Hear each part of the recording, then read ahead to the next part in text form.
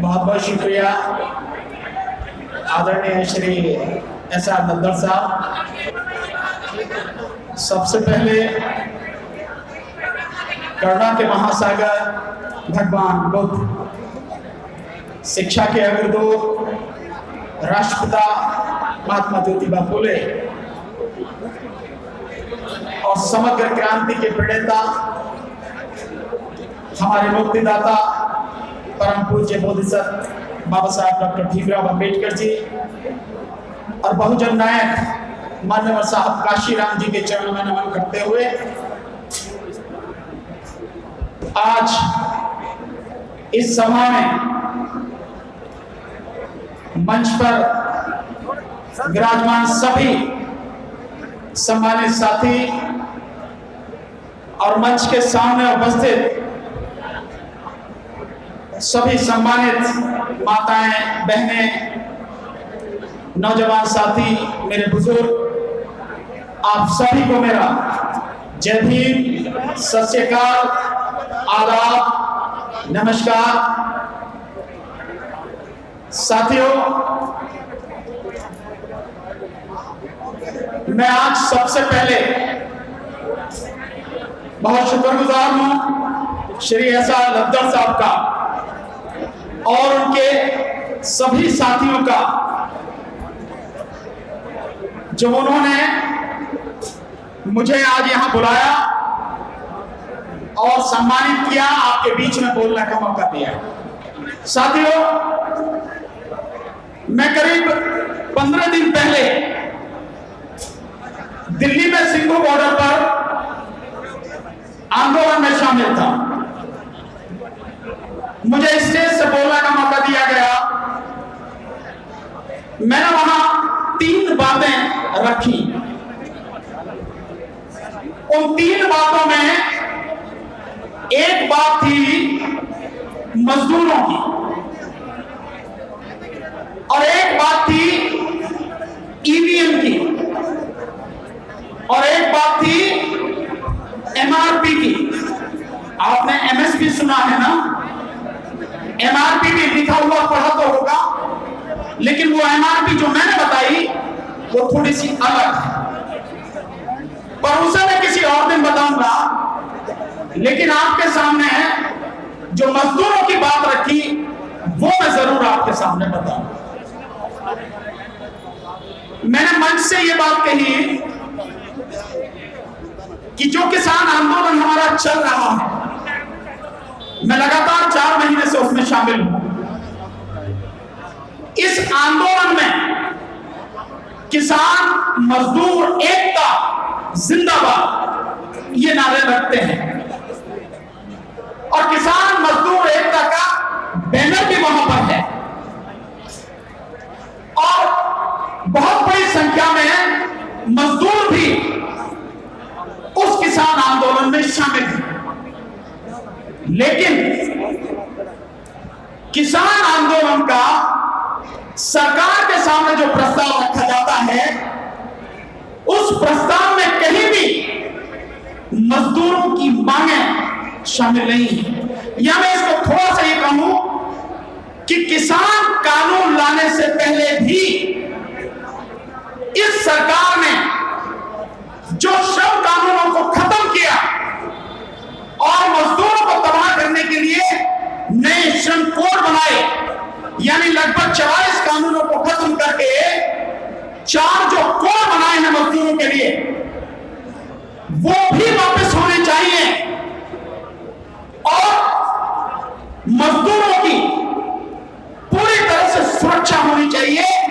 इस अपने मांग पत्र में ये बात भी शामिल करनी चाहिए किसानों को। केवल कहने से कुछ नहीं होता कि मजदूर भी साथ में हैं, हम मजदूरों की लड़ाई लड़ रहे हैं, मजदूर साथ में है, अच्छी बात है, सही है ये बात। लेकिन किसानों की मांग के साथ साथ मजदूरों को तबाह करने वाले जो कानून हैं उनको भी वापस लेने की मांग किसानों के मांग पत्र में होनी चाहिए। तभी तो लगेगा कि वाकई में मजदूरों की भी बात की जा रही है। नहीं तो कहीं ना कहीं आप कितनी भी कोशिश करें, मजदूर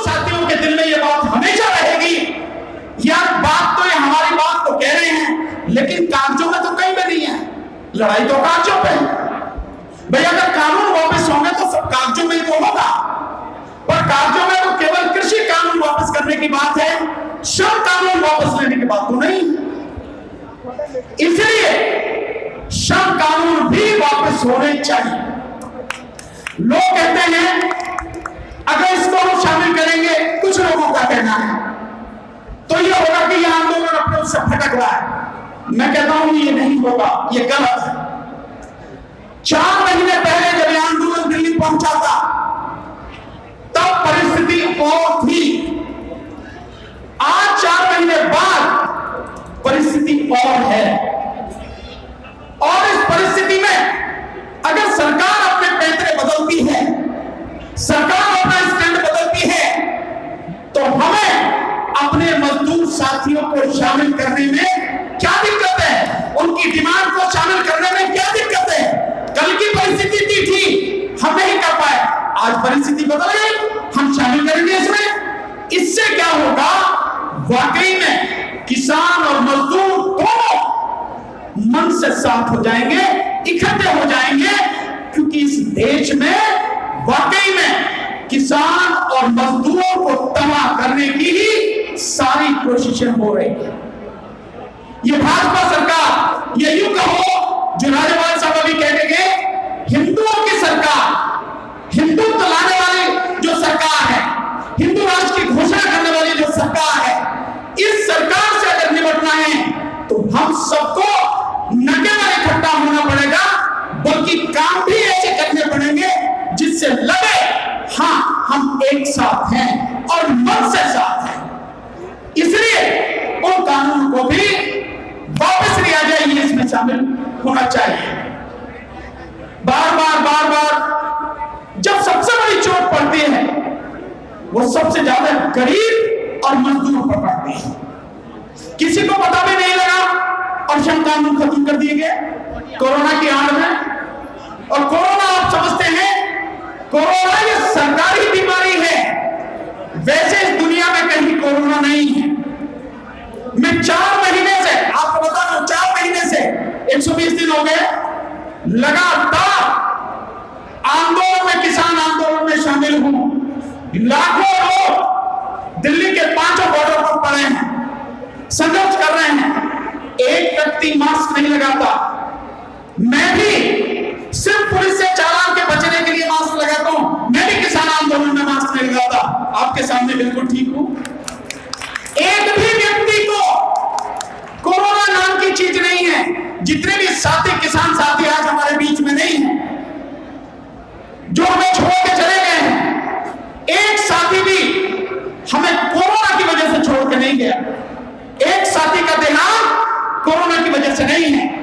और वैसे भी आपने देखा होगा, जहां जहां चुनाव है वहां कोरोना नहीं है। तो क्या चुनाव से डरता है? इलेक्शन से डरता है कोरोना? बंगाल में नहीं, उससे पहले बिहार में नहीं था, असम में नहीं, तमिलनाडु में नहीं, केरल में नहीं, पांडिचेरी में नहीं, कहीं भी तो नहीं है। है कहां? जहां किसान इकट्ठे हो रहे हैं। इस पंजाब में मैक्सिमम लोग तो पंजाब गए हैं, वहां कोरोना नहीं है, लेकिन पंजाब में कोरोना।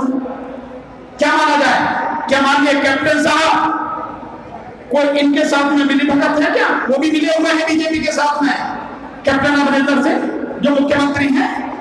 ये सब एक षड्यंत्र नजर आता।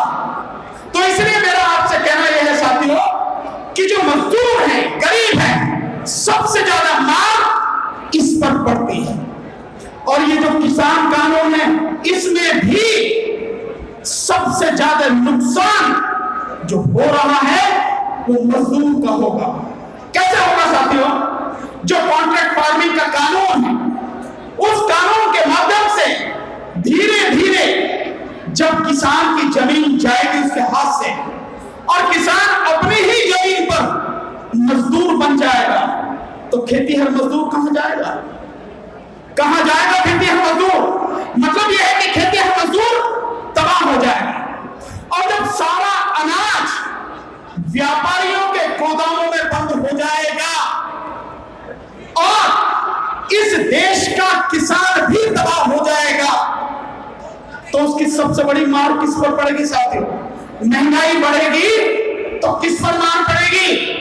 मजदूर पर, गरीब पर।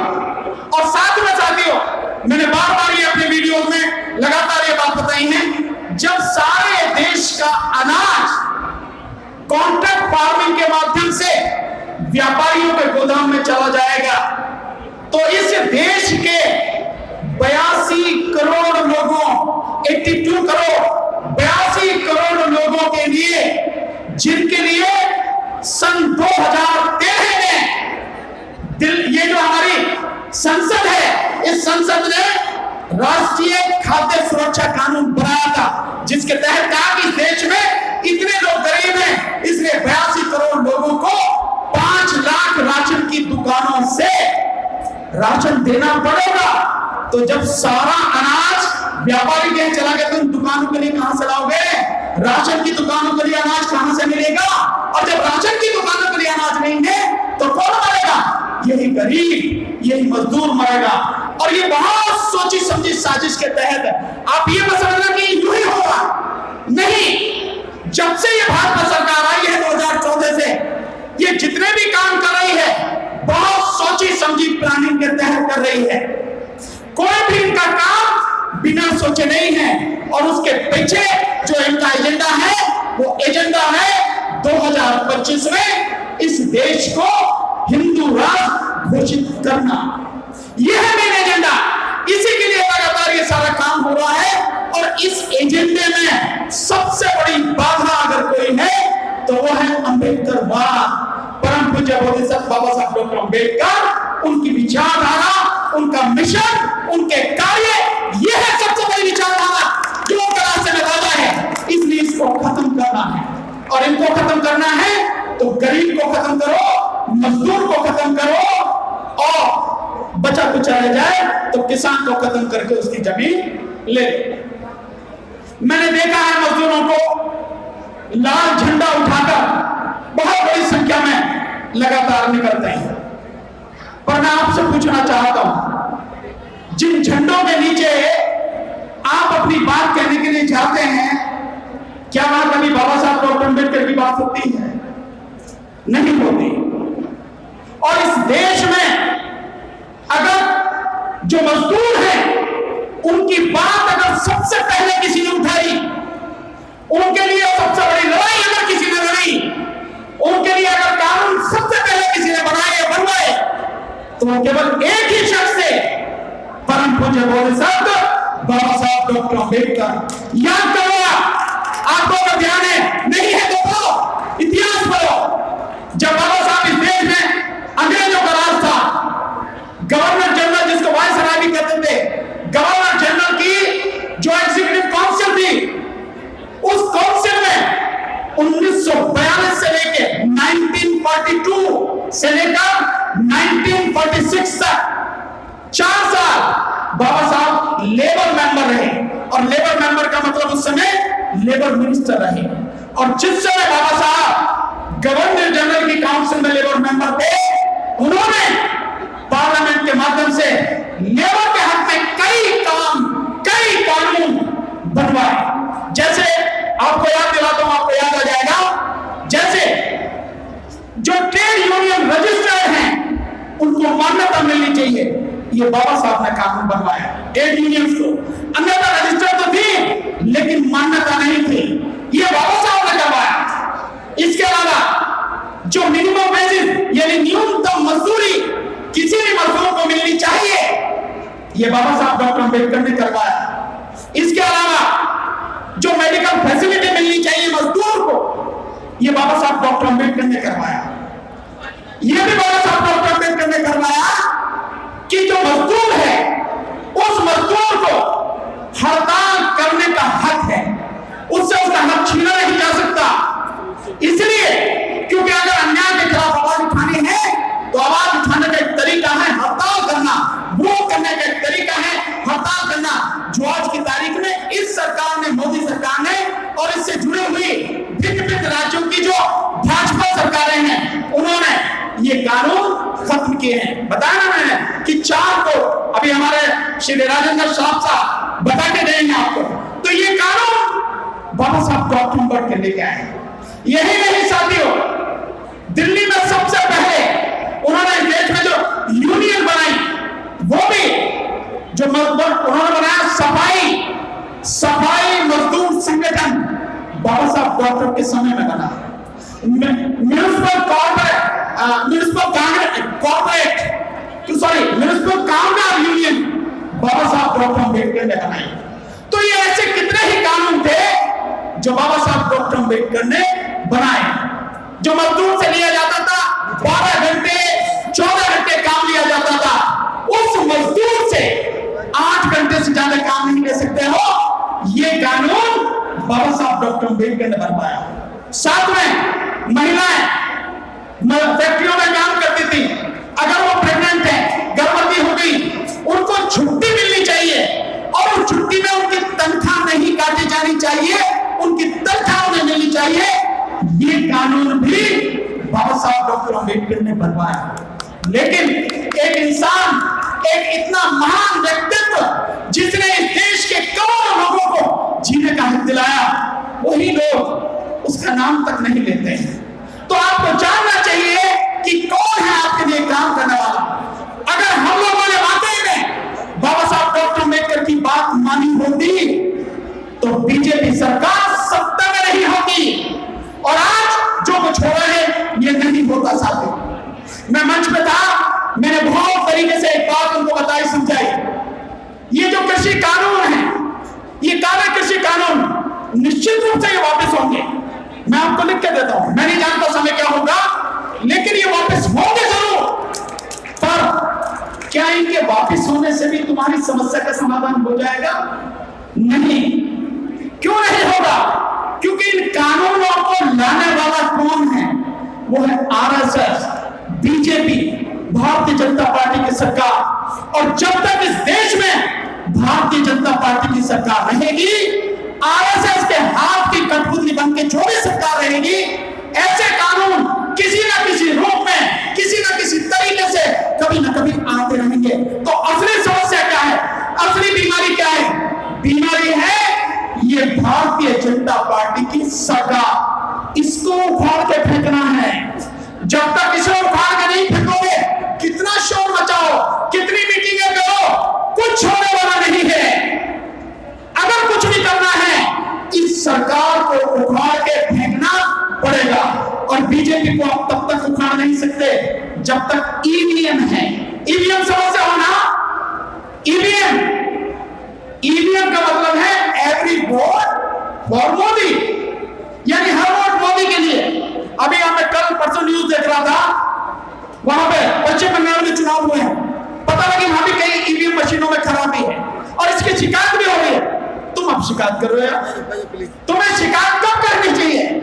तुम्हें जब पहले ही इलेक्शन होने से पहले ही शिकायत करनी चाहिए। इलेक्शन होने से पहले ही आंदोलन करना चाहिए था कि राज्य में किसी भी हालत में ईवीएम से चुनाव होना जाए। तब तो किया नहीं तुमने, अब ईवीएम की बात करो, होना ही है ये। जब तक नहीं समझोगे आप, अगर बीमारी क्या है उसकी जड़ नहीं समझोगे, कुछ मिलने वाला नहीं है आपको, चाहे जितनी कोशिश कर लेना।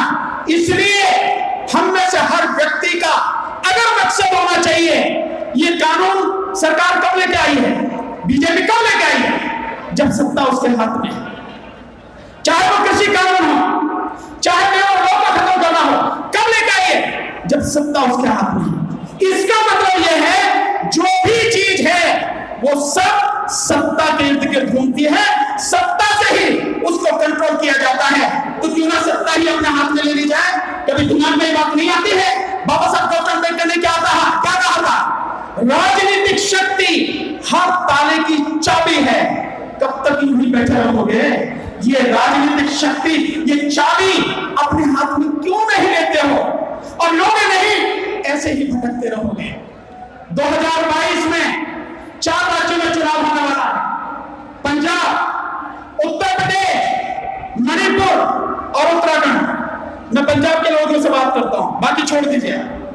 आप ही वो लोग हैं जिनकी वजह से दिल्ली में इतना जबरदस्त आंदोलन चल रहा है, और वो आंदोलन किसान आंदोलन अंतरराष्ट्रीय आंदोलन बन चुका है, आवाज बन चुका है।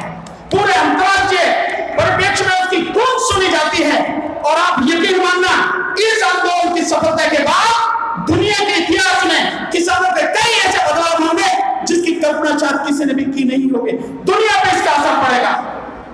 तो ऐसे जो आंदोलन है उसकी ताकत कौन है?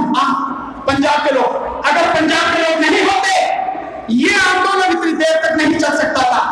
ये आंदोलन इतना लंबा, इतना मजबूत हो नहीं सकता था। न जाने कौन कब आपके बीच में से धोखा देके चला जाता, लेकिन केवल आपकी ताकत है, ये पंजाब के लोगों की ताकत है। और धन्यवाद साथ में देता हूं हरियाणा के भाइयों का, जिन्होंने भाई का फर्ज पूरी ईमानदारी से निभाया और इस आंदोलन को और मजबूत बना दिया। तो साथियों, आपकी बदौलत ये आंदोलन ईमानदारी से चल रहा है, इतना मजबूती से चल रहा है, लगातार बढ़ता चला जा रहा है। लेकिन इस आंदोलन को मजबूत करने के लिए साथ में ऐसी स्थिति कभी ना आए, ऐसे कानून को सरकार बनाने की कोशिश ना कर सके, इतनी हिम्मत ना कर सके, सत्ता को अपने हाथ में लेना होगा। 2022 में चुनाव है।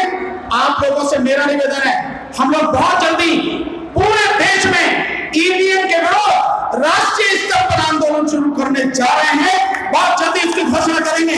मैं चाहूंगा, अगर आप समझते हो कि हम सही काम कर रहे हैं, साथ दो, हमारा ईमानदारी से साथ दो। या तो हमारी कोशिश रहेगी कि चुनाव ईवीएम से हो ही नहीं, बैलेट पेपर से हो, और अगर फिर भी सरकार चुनाव करवाती ईवीएम से, तो मैं आपसे यही कहना चाहूंगा, ईवीएम को तोड़ देना और फाड़ के फेंक देना, ताकि सरकार की समझ में आ जाए कि उसकी गुंडागर्दी अब नहीं चलेगी और हम इसे बर्दाश्त नहीं करेंगे साथियों।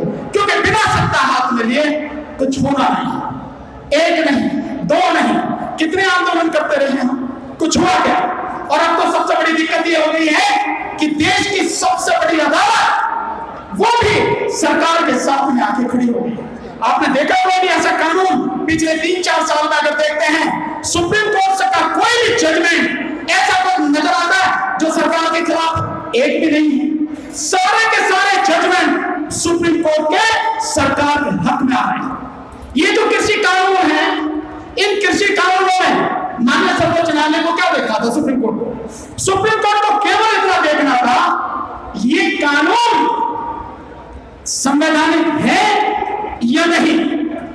अगर ये संवैधानिक नहीं है, इनको रद्द करना था, एक झटके में रद्द करना था, लेकिन सुप्रीम कोर्ट ने ये नहीं देखा। मैं ये बात क्यों कह रहा हूं? क्योंकि जो कृषि कानून बने हैं, दो जो कानून हैं, कॉन्ट्रैक्ट फार्मिंग का और साथ में निजी मंडियों का। निजी मंडियां मार्केटिंग के अंतर्गत आती हैं, और मार्केटिंग जो हमारे संविधान की अनुच्छेद 246 है, उसकी 7वीं अनुसूची में जो स्टेट लिस्ट है, यानी राज्य की सूची है। संविधान ने बहुत सी चीजें बहुत तरीके से बनाई है, आगे मैं समझाऊंगा कि संविधान की 7वीं अनुसूची में केंद्र सरकार के कौन कौन से विषय होंगे, किन विषयों पर केंद्र सरकार कानून बना सकेगी, ये पहली लिस्ट में है, जिसे हम सेंट्रल की लिस्ट बोलते हैं, केंद्र की लिस्ट। दूसरी लिस्ट राज्य की, उस राज्य की लिस्ट में राज्य सरकार किन किन विषयों पर कानून बना सकती है, ये है।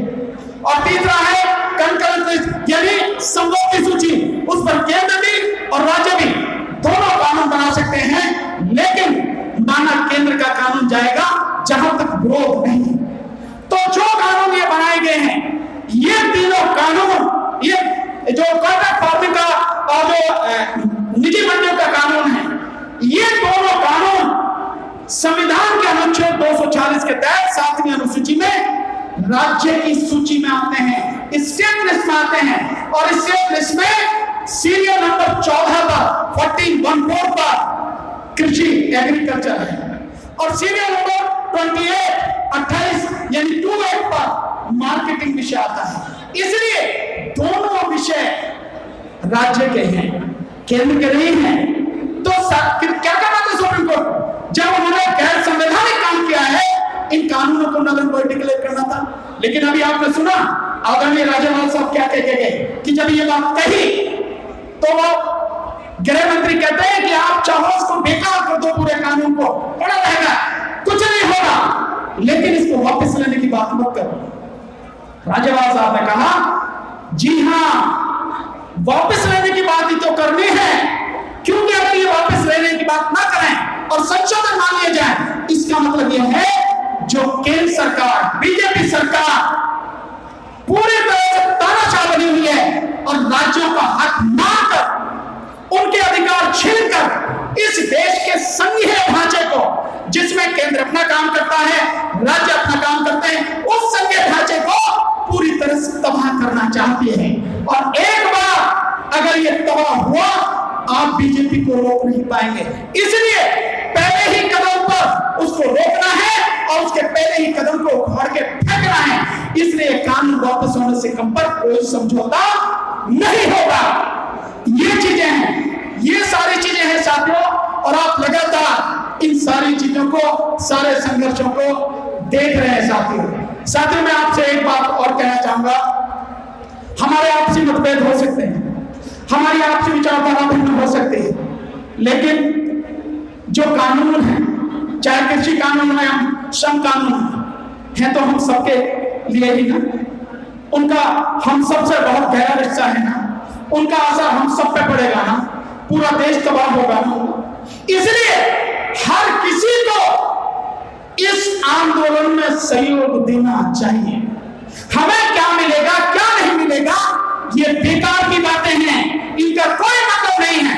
मतलब है अगर इस तानाशाह सरकार ने अगर गलत कदम नहीं उठाया है, इसके उसी कदम को उखाड़ कर फेंक देंगे और चढ़ चढ़ के फेंकेंगे, ताकि ये सरकार आगे इस तरह के काम करने की हिम्मत ना कर सके। और वो तभी संभव होगा जब सारे के सारे इकट्ठे होंगे साथी। इस कानून का असर, जैसे मैंने बताया, न केवल मजदूरों का, अब आप देखिए कि किस तरह से काम किए हैं। जो ये श्रम कानून लेकर आई, सारे अधिकार छीन लिए मजदूरों से, 10 से 12 घंटे कितने ही काम कराएं, कोई सुनने वाला नहीं। जो फैक्ट्री लॉ केवल 10 वर्कर अगर किसी कंपनी में या किसी एस्टेब्लिशमेंट में काम करते हैं, केवल 10, वहां पर भी लागू होता था। लोग उससे बचने के लिए 9 वर्कर रखते थे। आज की तारीख में इसको बढ़ाकर कहां तक कर दिया राजन साहब? 300 तक कर दिया। यानी अगर 300 यानी 299 था, अगर किसी फैक्ट्री में, किसी कंपनी में लोग काम करते हैं, उनको जैसे चाहे जो चाहे उनके खिलाफ कर दो, निकाल के फेंक दो, उन्हें मेडिकल फैसिलिटी मत दो, उन्हें ईपीएफ जो भी देना है वो कुछ मत दो, जो चाहे जितने घंटे चाहो काम करो, कोई कहने वाला नहीं। यानी 299, और इसकी जद में कितनी कंपनी आ जाती है इस देश की? इस सब की जद में इस देश की 80% से ज्यादा कंपनियां आ जाती हैं। यानी देश में जो फैक्ट्री है, जो कंपनियां हैं, 80% कंपनियों को कह दिया तुम्हारी मर्जी, जो चाहो करो, हमारी आंखों के सामने मजदूर का गला काट दो, हम कुछ कहने वाले नहीं हैं, आपके खिलाफ कुछ करने वाले नहीं हैं। यह है सरकार का काम। और केवल यही नहीं, न जाने कितनी कितनी चीजें की हैं, पर सोचना हमें है साथी, क्या हम हाथ पे हाथ धरकर बैठे रहेंगे या हम इकट्ठे होकर अपनी लड़ाई लड़ेंगे, अपने आप को बचाने के लिए, अपने भाइयों को बचाने के लिए, इस देश को बचाने के लिए, इस देश के संविधान को बचाने के लिए लड़ाई करेंगे मिलकर, या केवल यूं ही चुपचाप करेंगे? मेरा सिर्फ आपसे निवेदन है, जैसे मैंने पहले कहा, हमारे मतभेद हो, सबको एक साइड में रखिए, इकट्ठे होकर इस आंदोलन में ईमानदारी से अपनी जिम्मेदारी निभाइए।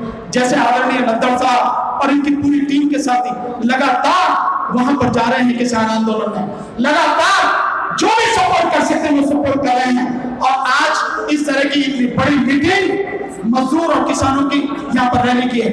इस तरह से हमें मिलकर काम करना है। ध्यान रखना साथियों, इकट्ठे रहेंगे तो कुछ कर पाएंगे, अगर बिखरे रहेंगे कुछ नहीं कर पाएंगे। और इन सरकार ने और आरएसएस ने हमको बिखेरने का ही काम किया और कुछ काम नहीं किया है। हर तरफ जहां देखे केवल हमको बिखेरा ही है। इसलिए मैं आपसे कहूंगा, आज जो भाईचारा हम सबके बीच में बना है और इस भाईचारे की बदौलत हम जो साथ आए हैं, अपने मतभेद भुलाकर जो इकट्ठे हो रहे हैं, इस भाईचारे को और बढ़ाइए, इस भाईचारे को और मजबूत कीजिए, क्योंकि ये भाईचारा ही है जो हमें ऐसी तानाशाह सरकार से मुक्ति दिलाएगा। ये भाईचारा ही है जो इस देश को और इस देश की जनता को बचाएगा, नहीं तो कोई आपका साथ देने वाला नहीं। विपक्ष मर चुका है, देश की सबसे बड़ी अदालत सुप्रीम कोर्ट मर चुकी है, कुछ नहीं है, केवल आप ही बचा सकते हैं। और आपकी ताकत इस आंदोलन को जिस तरह से जन आंदोलन के रास्ते पर ले चुकी है, इस जन आंदोलन को हमें और मजबूत बनाना है और इस सरकार को उखाड़ कर फेंकना है। मैं आपसे एक बात कहना चाहता हूं साथियों, अभी एक कानून पास हुआ दिल्ली में, एलजी को पावर दी गई, एलजी को चीफ मिनिस्टर से ऊपर कर दिया गया। इस चीज को भी समझने की जरूरत है। ये बिल्कुल गलत है, जो किया है गलत है, क्यों? इस देश के संघीय ढांचे को खत्म करता है, जिसमें राज्य अपना काम करें, केंद्र अपना काम करे। लेकिन सब कुछ अगर केंद्र अपने हाथ में लेगा तो राज्य कहां से काम करेंगे? तो ये कानून पास हुआ। आप देखना इसके मजेदार, मैं मानता हूं लोकसभा में बीजेपी का बहुमत है, कानून पास हो जाएगा। राज्यसभा में बीजेपी का बहुमत नहीं है, फिर भी ये सारे कानून कितने आराम से पास हो जाते हैं। तो दोषी कौन है? बीजेपी को आप क्या दोष देंगे? बीजेपी तो आपकी गर्दन काट रही है। जिनको आपकी गर्दन बचानी है, असली दोषी, असली गुनहगार, असली गद्दार वो लोग हैं, वो विपक्ष के लोग जिनकी जिम्मेदारी थी राज्यसभा में कानून पास नहीं होने देते, लेकिन उनके होते हुए कानून पास हो जाते हैं। और मजेदार बात, जब ये कानून पास हुआ एलजी वाला, तो कांग्रेस ने वॉकआउट कर दिया, आम आदमी पार्टी ने वॉकआउट कर दिया। वॉकआउट करने का मतलब समझते हो? हम वोट में हिस्सा ही नहीं ले रहे, हम कार्रवाई में हिस्सा नहीं ले रहे, और 4 पार्टियों ने और वॉकआउट कर दिया। नतीजा, जो कानून था उसके पक्ष में 83 वोट पड़े, मात्र 83, और उसके विपक्ष में यानी जो उसके विरोध में थे 41 वोट पड़े। और जबकि बहुमत किसका है? विपक्ष का। अकेले कांग्रेस के मैं समझता हूं 70-80 एमपी जो राज्यसभा में इसी तरह की स्थिति, और सारे मिला के। लेकिन जब आपने वॉकआउट कर दिया, इसका मतलब यह हुआ आपने सरकार को पूरी छूट दे दी, जो कानून जैसे पास करना है कर लो। तो क्या ये ना माना जाए कि आप लोग भी सरकार के साथ में खड़े हो, सरकार के ही कानून बनाने में उसकी मदद कर रहे हो? यह है स्थिति। इसलिए हमें समझना पड़ेगा साथियों। मैं आखिर में आपसे अपनी बात सिर्फ इतना निवेदन करते हुए खत्म करूंगा, एक रहना है हमें, एक होना है हमें, और मिलकर अपनी लड़ाई लड़नी है। और मुझे विश्वास है जिस दिन हम एक हो जाएंगे, दुनिया की कोई ताकत हरा नहीं सकेगी हमें साथियों। और इसका नजारा दिखना चाहिए इस किसान आंदोलन में भी, और आने वाले 2022 के चुनावों में भी। कम से कम यहां तो आप बीजेपी नहीं और भी जो है उन सबको उखाड़ कर फेंक दोगे। बहुत बहुत शुक्रिया, आपने मुझे समय दिया, इतने ध्यान से सुना, मेरा सम्मान किया। सभी को जय भीम, नमो बुद्धाय, बोले सो निहाल, बोले सो निठे, महाराज की जय। बहुत बहुत शुक्रिया। Thank you very much.